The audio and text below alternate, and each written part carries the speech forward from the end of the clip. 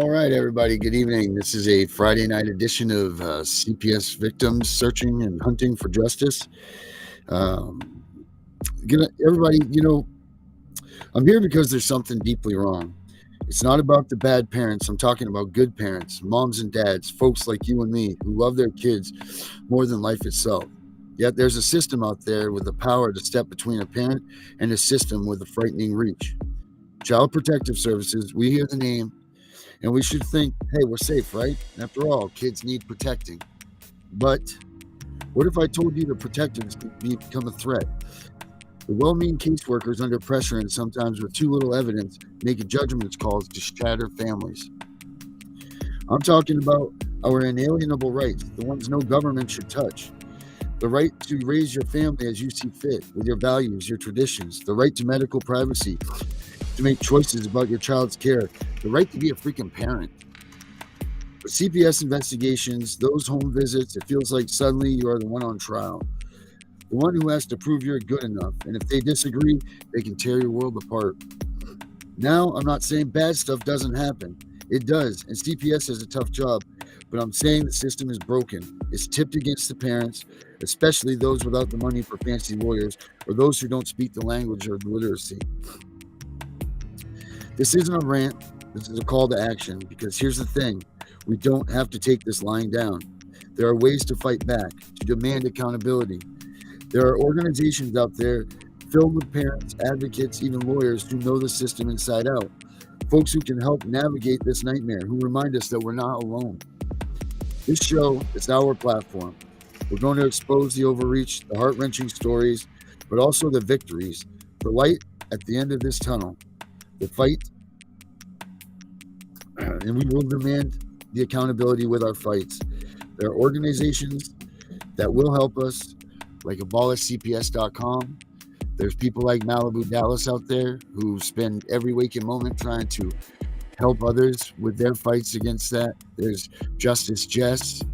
There's Melissa Hara. There's a slew of people out there that you guys can find if you need help and assistance with this. It's not you don't have to be and fight this alone. There are so many of us, and that's why I'm trying to create this abolishcps.com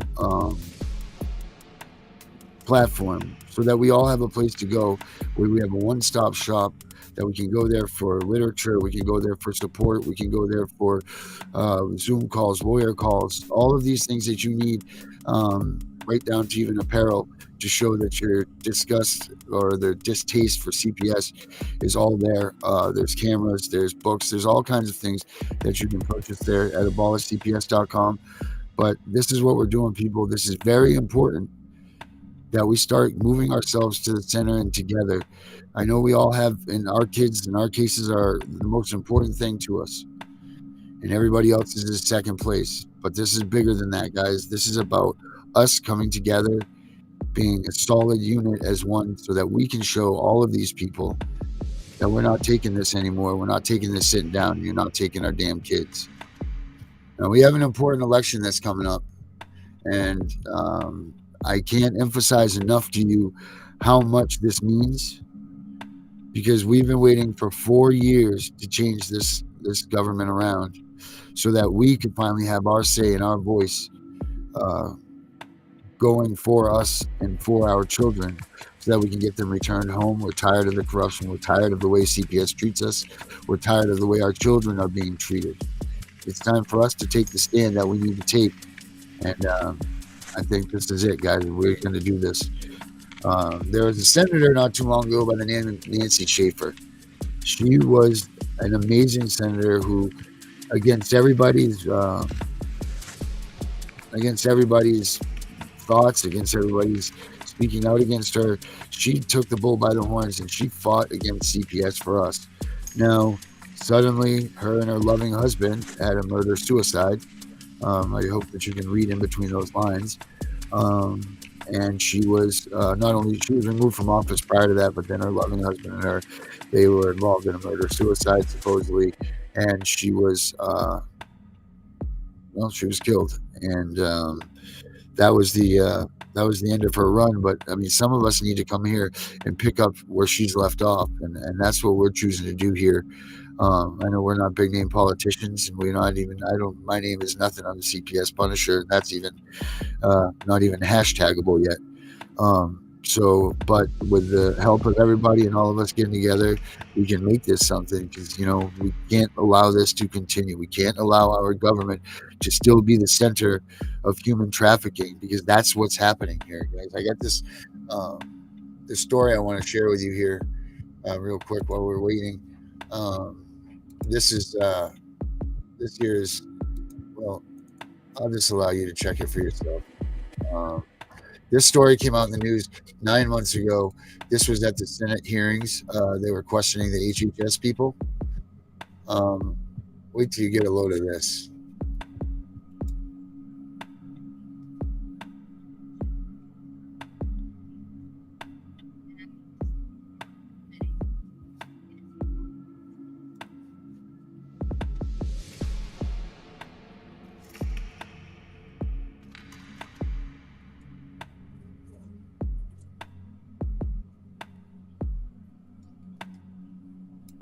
Today, children will work overnight shifts at slaughterhouses, factories, restaurants to pay their debts to smugglers and traffickers. Today, children will be sold for sex. Today, children will call a hotline to report they are being abused, neglected, and trafficked. And we don't know if they're going to get the help they need. For nearly a decade, unaccompanied children have been suffering in the shadows. And I have to confess, I knew nothing about their suffering until 2021, when I volunteered to help the Biden administration with the crisis at the southern border. As part of Operation Artemis, I was deployed to the Pomona Fairplex Emergency Intake Site in California to help HHS, Office of Refugee Resettlement, reunite children with sponsors in the United States. I thought I was going to help place children in loving homes. Instead, I discovered that children are being trafficked through a sophisticated network that begins with recruiting in home country, smuggling to the U.S. border, and ends when ORR delivers a child to a sponsor. Some sponsors are criminals and traffickers and members of transnational criminal organizations. Some sponsors view children as commodities and assets to be used for earning income. This is why we are witnessing an explosion of labor trafficking. Now, whether it's intentional or not, it could be argued that the United States government has become the middleman in a large-scale, multi-billion-dollar child trafficking operation that is run by bad actors seeking to profit off of the lives of children. As for me, my interest is the safety of the children. I do not view this as a political issue. I view this as a humanitarian issue. I assure you, my motives are the highest and best. I want the children protected. So I want to tell you some of what I witnessed personally at the Pomona Fairplex. I saw vulnerable indigenous children from Guatemala who speak Mayan dialects and cannot speak Spanish. That means they cannot ask for help in English. They cannot ask for help in Spanish. They become captives of their sponsors. I have sat with case managers as they've cried to tell me the horror of what has happened to children as they make the journey to this country. I saw apartment buildings where 20, 30, and 40 unaccompanied minors have been released. I saw sponsors trying to simultaneously sponsor children from multiple ORR sites at one time. I saw sponsors using multiple addresses to obtain sponsorships of children. And I saw numerous cases of children in debt bondage, and the child knew they had to stay with the sponsor until the debt was paid. Realizing that we were not offering the children the American dream, but instead putting them in modern-day slavery with wicked overlords was a terrible revelation. A terrible revelation. These children are a captive victim population with no access to law enforcement or knowledge of their rights. They are extorted, abused, neglected, and that is why I blew the whistle in 2021. I witnessed firsthand the horrors of child trafficking and exploitation. My life will never be the same after what I saw. but I have hope because I'm counting on you. It's my hope that you'll take action to end this crisis, to safeguard the lives of these vulnerable children. People have asked me, what can be done? What would you suggest? Well, first, I think HHS's #1 priority is oversight. They must commit to oversight, transparency, and accountability. If I could wave a magic wand, this, I believe, could be quickly solved by experts in the IG community. There is a Pandemic Analytics Center of Excellence, or the PACE, as we call it. I believe if data analysts at the PACE could look at the data, children could be rescued, criminals could be prosecuted. If the PACE had access to this data, it shows where the children are and who has them. I think also we need to change the culture of speed over safety. Speed is the wrong performance measure when dealing with children. We need to revamp the vetting process of sponsors and have case managers who have investigative backgrounds, data analytics backgrounds, some certified fraud examiners. And I think we need to reimagine a system where the sponsor is the accountable party. Sponsors should be required to report to ORR. And lastly, stop retaliating against whistleblowers. Stop retaliating against the people who are trying to tell the truth to save the children. As it is written, a wise man listens to advice, while a fool continues in his folly, and HHS needs to be wise to care for these children. Thank you very much. Your time has expired. All right, everybody. There you go. That comes right from Health and Human Services Department right there. She says it alone. She says it that the United States itself is the center hub here, and we are trafficking children. You got on here right now, our man Herbert, the law enforcement czar. Herbert, how are we doing this evening, my man? Good. How you doing? Doing good. We're doing good. I don't know if you got a chance to listen to what was just said there. Yeah, I'm listening to all of it. it. Yeah, that was. Did you find that shocking? I have an opportunity to introduce you to my wife, Karen. She listens too. Very nice, Karen. How are you? Oh, Karen, how are you? I'm well. How are I'm you? doing well. It must be a tough feat keeping up with that man, huh? Keeping him under wraps. Wait. Say it again, John. I said it's got to be a hard thing keeping up with you, keeping you going. You're going 100 miles an hour all the time. It's got to be tough. Keeping him grounded. It is very tough. Well, thank you for. Our anniversary is next week. Oh, really? 37 years. 37 years. Wow. You don't even hear that anymore. You don't even hear 5 years. 37. That's amazing. That's so good. Yeah. That's so good. Wow. Congratulations on that. Thank you. So much. I'm watching the show on Prime that is talking about the something that happened in Ireland with child trafficking in the Catholic Church. Oh, yes. And the name of it is The Woman in the Wall. WALL. And I think it would be very interesting if you take a look at it. I definitely will. Thank you for that. Season 1. Oh, it's a show? It's a series? Season 1. It's a series, and it's got 6 episodes, and I think it's about to end tonight. But it's very interesking. It's about. Very Does it talk about how the Catholic Church would siphon the children through it, and throw them out? Yeah. Because this isn't just the problem here. This is worldwide. This is not. Oh no, this is worldwide. Right. It's been a long time. Right. They talk about it going back to 1666. Those are the dates as far back as they can talk about human trafficking. Children trafficking. Off of in England. So this has been going on for a long time, and it's all over, and it needs to stop. It's horrid and it's torturous to these children, and how many people that you don't even know had these situations when you were younger, but yet they're standing right next to you and you wouldn't even know because they've been silenced their whole life because they're ashamed. And they don't know, some of them. Right. They don't know exactly what's happened. Yep. But you'll see it all in that show, and I highly recommend it. On Prime, The Woman in the Wall. All right, I will make sure. Season 1 through 6. Okay. Episodes 1 through 6. I will definitely make sure we check that out. Okay. That's great. Nice to meet you. Too. I'm going to keep watching. All right. Thank you for sharing Herbert with us, too. Appreciate that. Okay. Oh, you're welcome. Okay, I'm back. Hey, well, aren't you just a lucky man? Yeah, thank you. So it's your anniversary next week, so we'll make sure that we give you some time off. But yeah, so have you been watching this Woman in the Wall too, Herbert?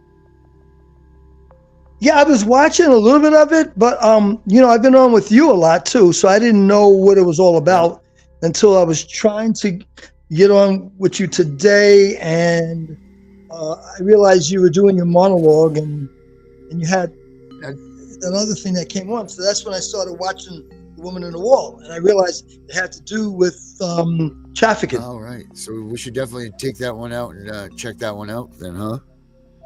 Yeah, I think you will enjoy watching it. Yep, I Perfect. think so. That's great. So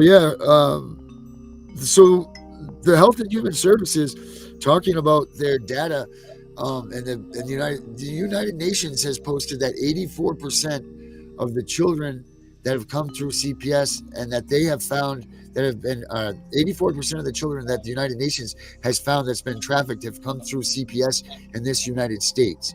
That's a huge number. I mean, there's a huge problems here, and where does this problem? Where do we get to look and examine the problem of where and how are these children coming through the system and being trafficked?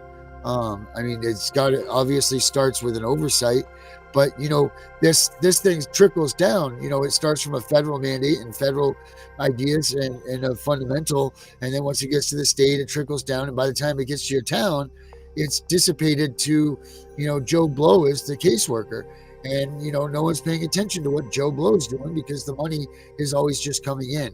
It's that one industry that you don't ever have to question what's happening because the money's already coming. The money's coming, so who cares, right? Like that's the way I see that they view this. That's very true. So I don't think that there's ever going to be a quick resolve to this because there's too much money. And like we had spoken about earlier, I think the only way to fix and address this is to actually completely annihilate the system itself and start from the ground up.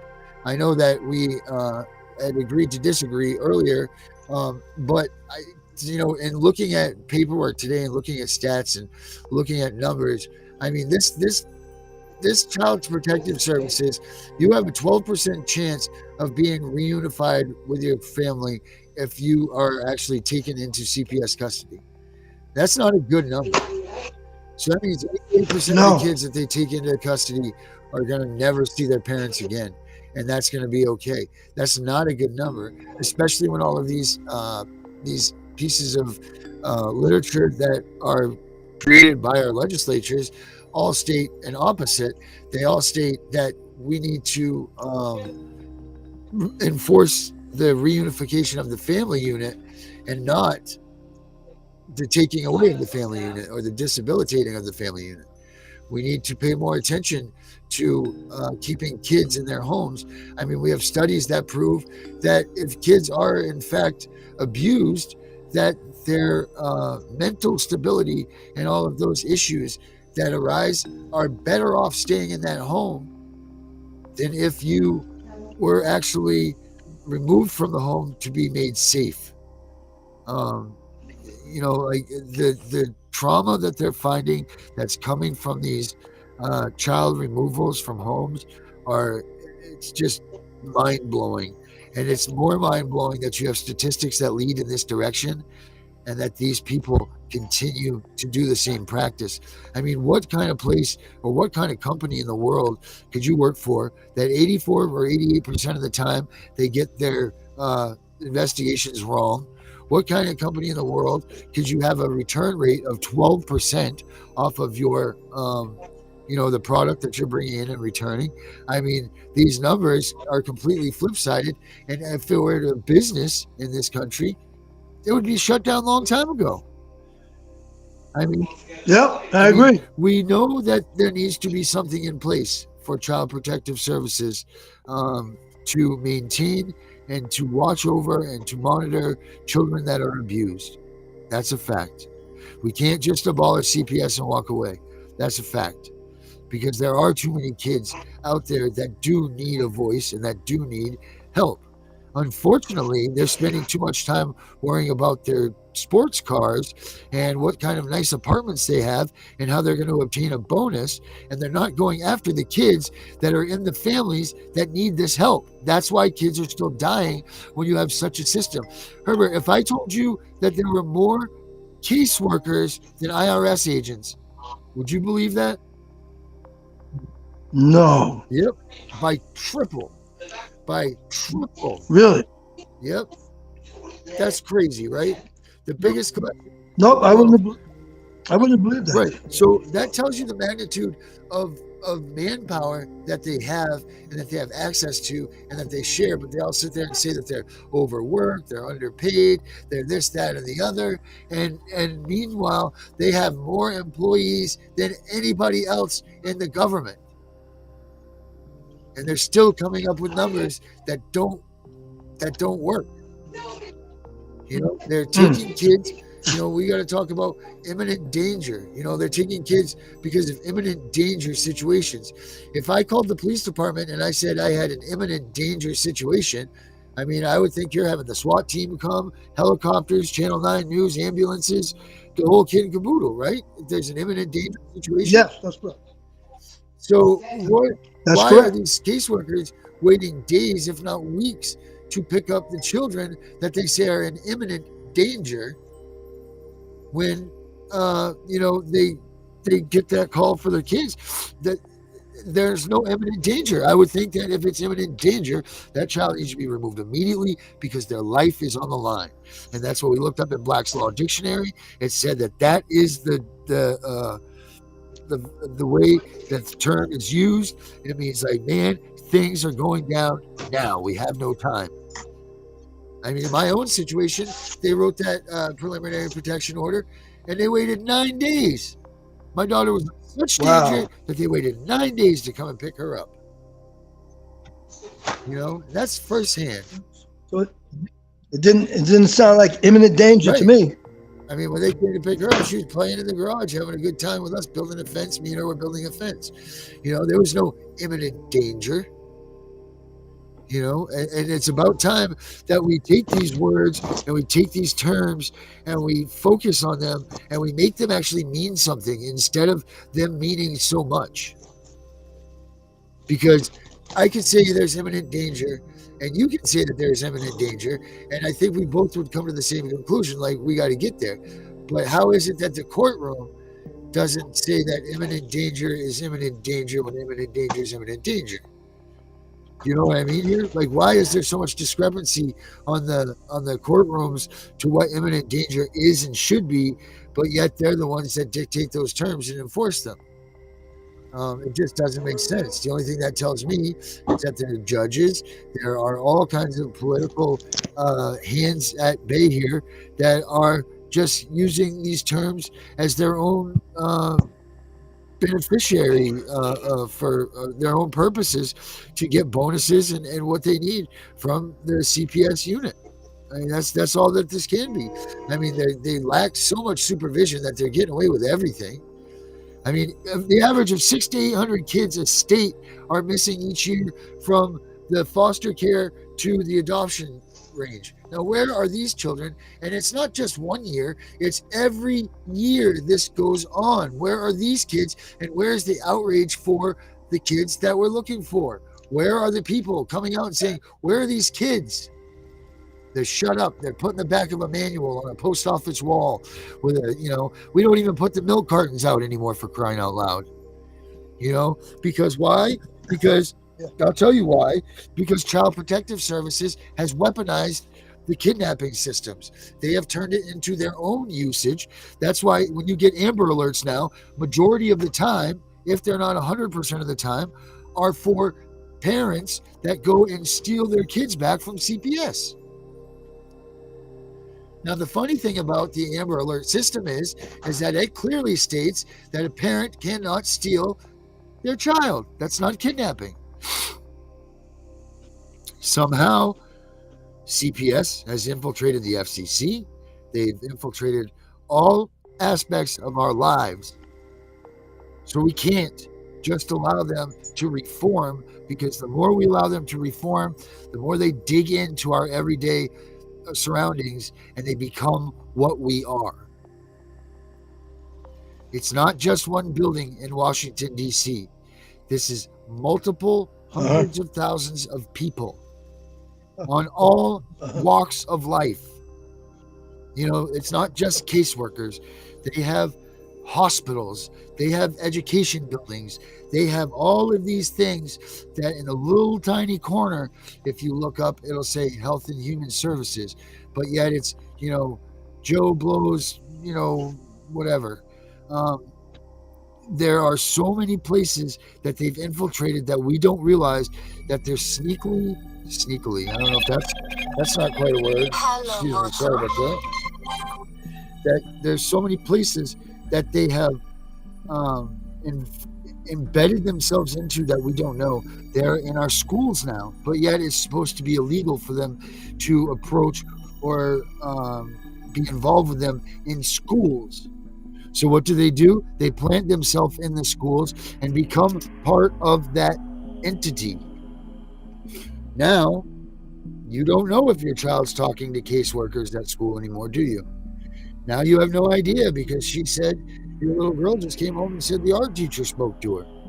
Well, it turns out that art teacher is a CPS agent, and that little girl just spilt your family secrets to this art teacher without your knowledge, and here comes CPS knocking on your door because you guys co-parent and your little girl sometimes sleeps in your bed with you. And it's just like that. That's what's happening. That's how fast it happens. That's how innocent it is when it happens.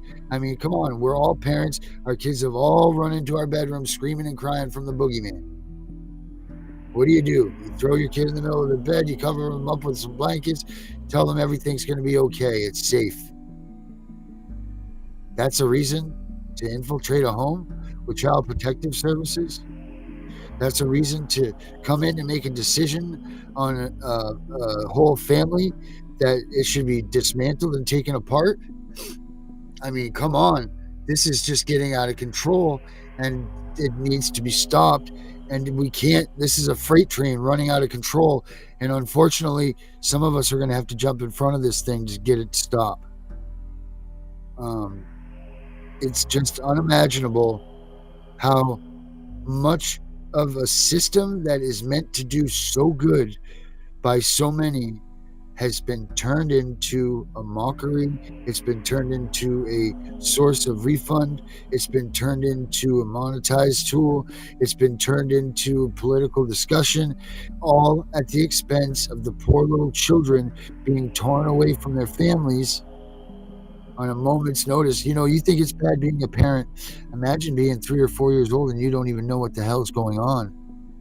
Suddenly someone just takes you from your comfortable surroundings.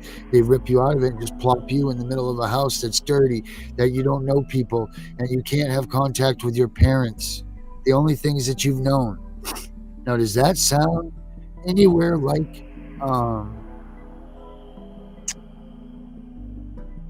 brain cramp? That doesn't sound like it's any sort of new start to me. That doesn't sound like there's anything fun to me. That doesn't sound like that's even remotely close to being a good idea and a presence to have for our children. The damage that's done to them, unsurmountable. The damage that's done to the parents when they remove these children is unignorable. I mean, if you look at the amount of children being taken out of homes and being adopted, the numbers are going up. How do you have a workforce that increases its numbers constantly, and you have the numbers of them, the children, also gaining when you're supposed to be putting more people out there for awareness, education, all of that. What's happening? Because all the states are rising still. This whole thing is just way, way, way too far gone to try and band-aid this sucker. It's just way too gone, way too far out, way too much money hungry and issues, just way too freaking much. And we need to come together, kick in like men and women and our children like a family, and we need to beat these guys. That's what we got to do. We can't go at this alone, people. We can't just do this and turn it off and put a Band-Aid on it. I'm sorry. Herbert, I'm going to show a couple of videos here. You got anything you'd like to comment on about what I just said? You got anything to say about that? Can you hear me? I can hear you, Herbert. Oh, okay. Oh, shoot. On the head. There you go. Sorry about that. I tried to put you in the big spot. There you go. Go ahead, Herbert. I'll leave you right where you are. Okay. I think you hit the nail right on the head. And from all the education I've been receiving from you and the other members of your group, it has opened my eyes to what's going on. And it's just interesting that my wife was watching a show that had to do with trafficking. Right. I wonder how many people are out there watching these shows that trafficking is part of their whatever they're watching, and they don't even realize that that's the problem in our country. I wonder if they feel like it's far-fetched, or if it's not an issue, or any of those things, and they're sitting there literally just watching it themselves, in their living room, like your wife, like they don't realize that in this country we have such a bad situation at hand. I think that unless it affects someone or someone's family members, they're not really that aware of what's going on. Right. It has to be affecting them or a family member or a neighbor, a friend, an associate, a coworker. Then that's how they get educated to what's going on. Yeah. Well, I mean, I know that that's how I unfortunately had to find about this was I had to live it and breathe it and learn it myself, and I was appalled. Yes. I was so surprised when I realized that this is what is the norm for the. I thought red, white, and blue is coming through, baby. Here comes the judge. There's no way that they're gonna not understand where I'm coming through. They're coming from. There's just no way that this is going to be allowed to happen. We are great parents. We love our child so much that it just kills us. And so there's no way that they can continue to destroy us this way. And they did. They marched us right down into a termination of parental rights. I mean, they put it right up our butt. Just like that, man. Yeah. They just down. Walked right in, no idea. Head spinning still. No idea that this was where we were heading. I was still waiting for Uncle Sam to come blowing through the courtroom doors and saving us, saving our family. Because, my family served a long time throughout the history of our military services. They've done their due diligence to our country. I've done what I've done for our country. And you know what? I deserved Uncle Sam to come there. And I know that there's a lot of great Americans out there that are off overseas and they're fighting and they're in combat situations. And even if they're just serving in our military services, but these people are also coming home and having their children be removed from their homes because they were off at seas and overseas fighting or at war. And that's disgusting. The people that provide the very freedom that these caseworkers steal children under are having their children stolen too. This thing stops at nothing. That's why, Herbert, I say that abolish CPS. It has to be. There's no other way. It's got its claws into so much, and it's infiltrating areas of life that it shouldn't be, and it is, and it's going to continue to do so until we just knock this thing down right from the foundation and move on. Well, who in government would you recommend should oversee, or shall I say, investigate CPS practices? Well, I mean, there needs to be well, supposedly it's supposed to be the ombudsman office that is watching over that stuff. I never saw the ombudsman be anything but biased towards me, and never even give me the time of day for when I had complaints about what was going on in my case, and they were clear evidentiary scenarios that were going on in my case that should have been rectified, and they were just passed off like it was an enormous joke. And it's disgusting. I got another politician right here. This is another segment here that we're going to watch from the House Judiciary Committee. That this one here is let's see here. This is a GOP senator that he is learning. I think it's part of the CMB session, but he's now learning of these things too. And it's appalling that these people that are even in our legislation don't know that this is the true reality of our children, of our future in this country. And they're sitting up there supposed to be defending these rights and freedoms that we've obtained through our Bill of Rights and our constitutional rights to have our government, and they don't even know that this is what's happening. So this tells me that there's just some rogue business going on inside of these walls in Washington that we are unaware of, and so are so many others. It's a scary scenario that you speaking your mind can end you up with your child being removed.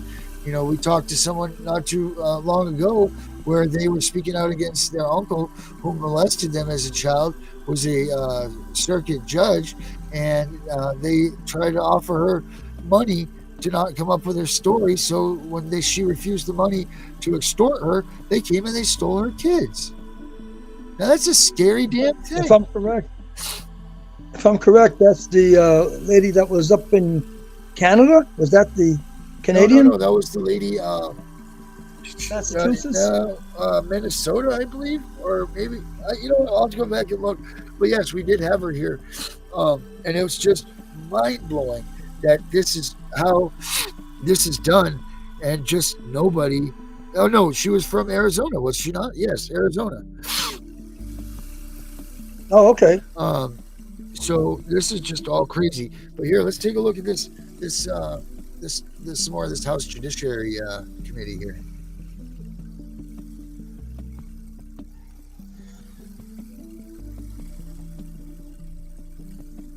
Widely exploited. I would go on record today and say it doesn't sound like just the Biden administration based on what I'm hearing in here, but Ms. Rodas, you mentioned something and it triggered a response a while ago. You said these kids are being recruited in their home country. What do you mean by that? So, and I'd be happy to submit for the record, we have children saying that there are radio advertisements in their hometowns. So in Huehuetenango, for example, in Guatemala, they're actually advertising on the radio. Come with us. We'll give you passage. We'll give you passage to the United States. There's an example of a sponsor who currently is in Austin, Texas at this moment. He attempted to sponsor 4 children, 1 from the Pomona Fairplex Emergency Intake Site and 3 from the Pecos Emergency Intake Site, promising work to these children who were making $2.50 a day on the coffee farm he owns in Guatemala. So he lured them here. Now, fortunately, they were put into long-term care, but they are being lured here. Facebook ads and other things. Children are being lured here and then put to work here. So it doesn't sound like they're fleeing as much as they're being baited to come here in a lot of ways from what I'm hearing. In many ways, they're not fleeing. In many ways, I mean, let's take El Salvador, for example. No one is fleeing from Nayib Bukele. He has a very safe society right now. Yes, maybe in times past, people were fleeing El Salvador from the gangs, but sadly, the gangs have now set up operation here And we have evidence that there are many of them who are running the networks here who have the children. It's indisputable evidence that Department of Homeland Security has transnational criminal organizations on the TOC watch list, some of who got their fingerprints here in Washington, D.C. and neighboring areas, are sponsoring the children. It's indisputable. You mentioned too debt bondage. What do you mean when you say debt bondage, and who does the money go to? So the money goes to the trafficker who ultimately brings them here. The New York Times actually showed, I think Hannah Dreyer did an amazing expose where she actually showed the debt page of the child, how much the child had to pay for food, how much the child had to pay for rent, all of those things. So the administration is really, we're engaged in creating slavery. We are trafficking slaves to this country. Absolutely. There is no doubt. We have created a pull, and because this criminal element tragically views children as a commodity, they see us as the middleman because we're paying the flight directly to the end user, the trafficker. I remember, Hey, I was at that- Fort Bliss, the emergency intake center. I mentioned this last week in a hearing, and I was Now there they're as they were talking shipping about this, kids on buses and it's all over not the just. country. And I actually Now they're asked obviously Admiral talking running about the place, I children said, from "We're other doing countries background here, checks. We're sending these but kids it's to not Google just the addresses and children things that like are We're coming just in from building other the bus countries. as This we is drive. happening here. And so they were just Children, shipping it's the children, same American scenario, taxpayers, the same basically. We're trafficking synopsis. children and making the Just, cartel wealthy in the you know, process and they're creating a just bunch of getting more minors in limelight. bad This is what I keep situations. talking about.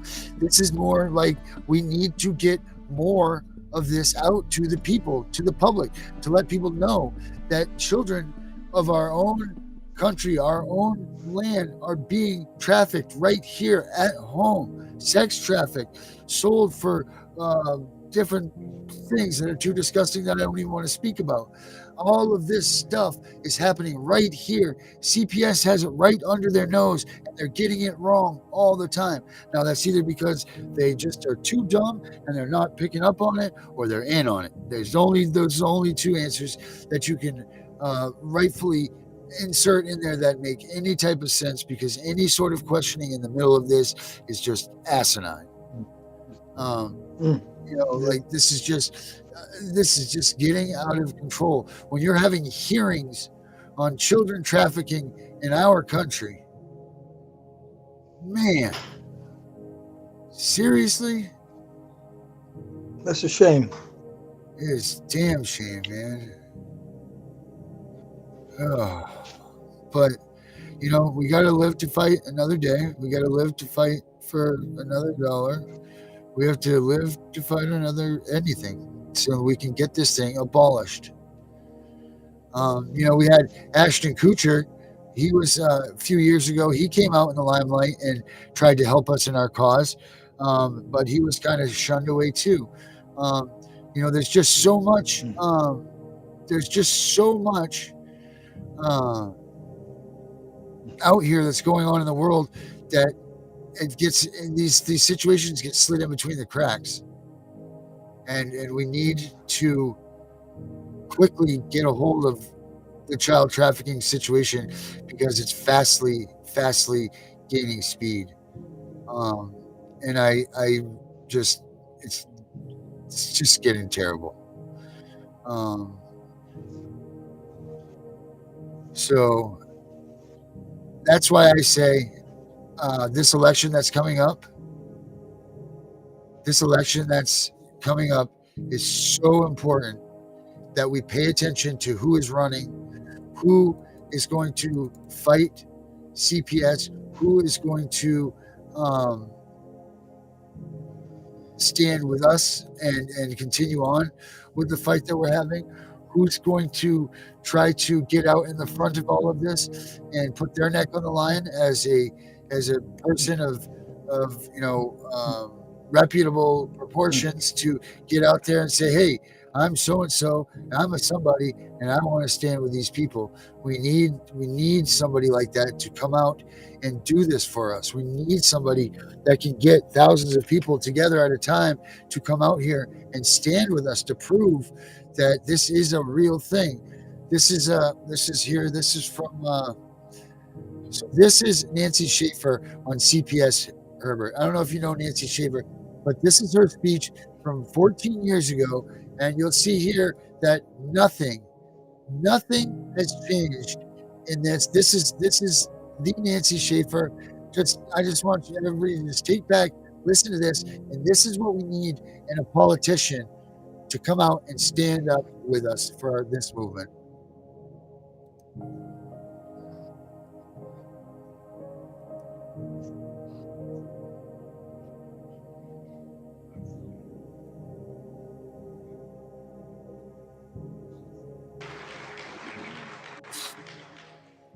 Thank you, dear Phyllis, and thank you to all of you.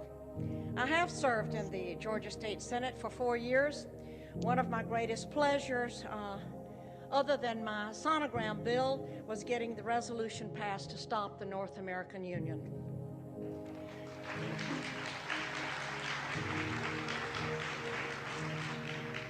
However, for 4 years, I have been confronted with families struggling to remove their children from the clutches of Child Protective Services. I wrote a scathing report last year on the corruption in Child Protective Services, and an update and copies are out on the table. During the last session of the Georgia General Assembly, I introduced Senate Bill 415 relating to juvenile proceedings, and copies of that bill are attached to the report on the tables.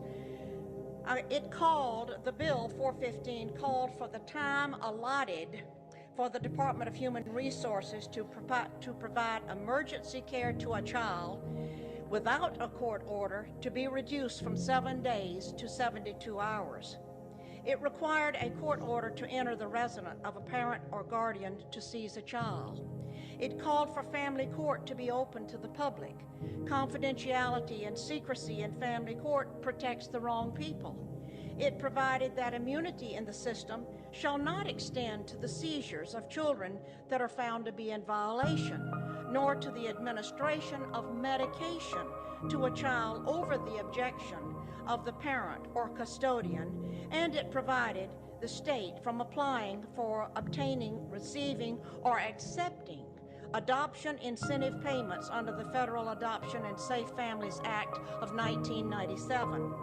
The Department of Child Protective Services has become a protected empire built on taking children and separating families. This is not to say that there are not those children who do need to be removed from wretched situations and need protection. However, my report is concerned with the children and parents caught up in legal kidnapping. Having worked with probably 300 cases statewide and hundreds across the country, and in nearly every state, I am convinced there is no accountability in Child Protective Services.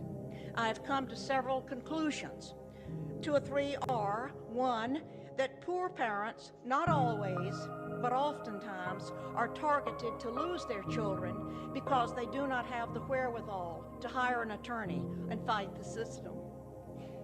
That caseworkers and social workers are very often guilty of fraud. They withhold and destroy evidence. They fabricate evidence, and they seek to terminate parental rights unnecessarily. That the separation of families and the snatching of children is growing as the business grows because state and local governments have grown accustomed to having these taxpayer dollars to balance their ever-growing budgets. That the bureaucracy is huge. Look at who is getting paid. State employees, attorneys, court investigators, guardian ad litems, court personnel and judges. There are psychologists, therapists, psychiatrists, counselors, foster parents, adoptive parents, and on and on. All are looking to the children in state custody to provide job security. That the Adoption and the Safe Families Act, set in motion first in 1974 by Walter Mondale and later in 1997 by President Bill Clinton, offered cash bonuses to the states for every child they adopted out of foster care. In order to receive the adoption incentive bonuses, local Child Protective Services would need more children. They must have merchandise that sells, and they must have plenty so the buyer can choose. Some counties often offer $4,000 to $6,000 bonus for each child adopted out to strangers, and an additional $2,000 For a special needs child, employees work to keep the federal dollars flowing. But that is only the beginning figure in the formula in which each bonus is multiplied by the percentage that the state has managed to exceed its baseline adoption number. Therefore, states and local communities work hard to reach their goals for increased numbers of adoptions for children in foster care. As you can see, this program is offered from the very top and is run by Health and Human Resources. This is why victims in Child Protective Services get no help from their legislators. It explains why my bill, Senate 415, suffered such defeat in the Judicial Committee, and why I was cut off at every juncture, and why I was defeated myself last month for my re-election by another Republican. That tax dollars are being used to keep this gigantic system afloat. Many grandparents have called me to get custody of their grandparents before being lost in the system. Grandparents who lose their grandchildren to strangers have lost their own flesh and blood. The children lose their family heritage, and grandparents, and parents too, lose the connection of their heirs. And that the National Center on Child Abuse and Neglect in 1998 reported that 6 times more children died in foster care than in the general public, and that once removed to official safety, these children are far more likely to suffer abuse, including sexual molestation, than in the general population. Think what that number is today, 10 years later. Here are a couple of the recommendations on my list. Call for an independent audit of all state child protective services and for a federal congressional hearing on child protective services. Abolish the federal and state financial incentives that have turned child protective services into a business that separates families for money. I have witnessed such injustice and harm brought to so many families that I am not sure if reform of the system is even possible. The system cannot be trusted. It does not serve the people. It obliterates families and children simply because it has the power to do so. What I have said to you in these few minutes is that we must confront the fraud in child protective services. Child Protective Services seizes children using the very system that is paid for by the taxpayer, who actually believes it is used to protect abused and neglected children. The bureaucracy of workers benefit financially by a system that converts children into cash while destroying their families and their lives. No child who emerges from the system can ever be sound or whole. Many disappear and never are ever heard from again. God will not stand for what is happening to our children and our families. His heart beats for these children. He will lift up the downtrodden. What is happening in America regarding child protective services is a criminal political phenomenon, and it must be brought to an end. Please join me in working to help set our children and our families free. To whom much is given, much is required. As you pray for this nation, pray for the upcoming election and for our national financial crisis, please pray for our children and for our families. We all must press on and win this race for America. Thank you very much.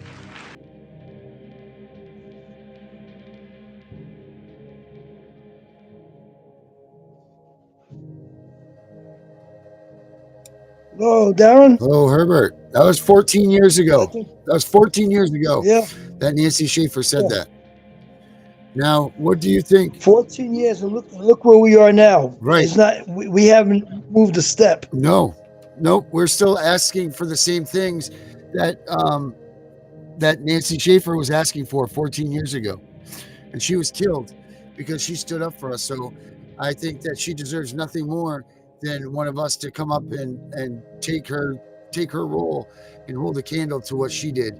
I mean, that woman was great. That woman was, she had more balls than most. And, you know, no one stood by her. And it cost her it cost her her life. And again, like you said, and like we just said, 14 years later, and we're still asking for the same things. This is why I say this election is so important. So, Well, who's running on the ticket for protecting the children?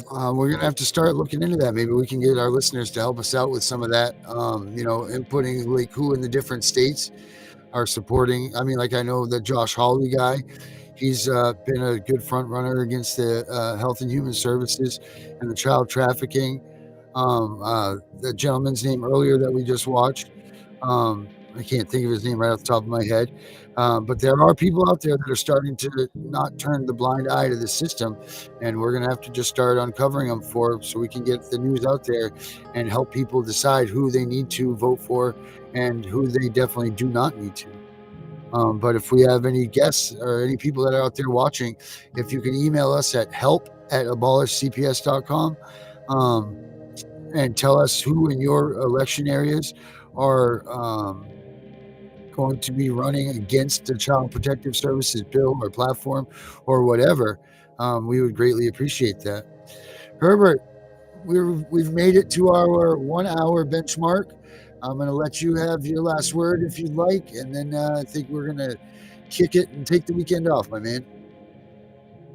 Well, my last word is that this was a very good show today.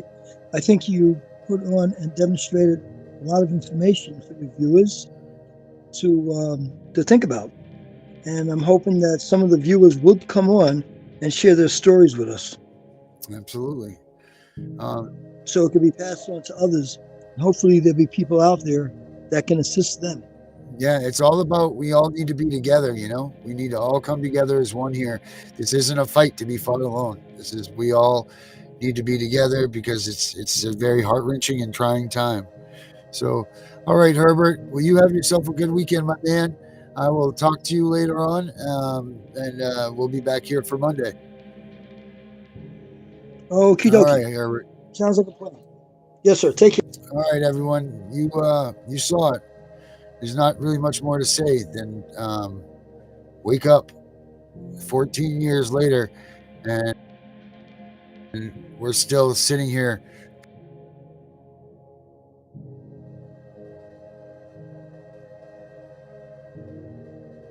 preaching the same things that need.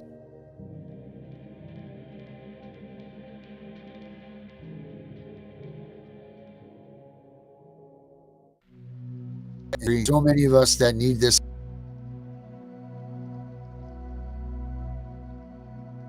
Every person can. I am going to say to you, keep CPS out of your homes if at all possible. Don't let them in if they don't have a warrant. Don't forget to check out Malibu Dallas on TikTok. Our shows are also available on YouTube that you can look back into our past episodes. Don't forget to check out abolishcps.com. There's a lot of information there, and that's growing. It's also got my other podcast on it. That's Our Daughter, which is my story of CPS and everything. So you guys can check that out too.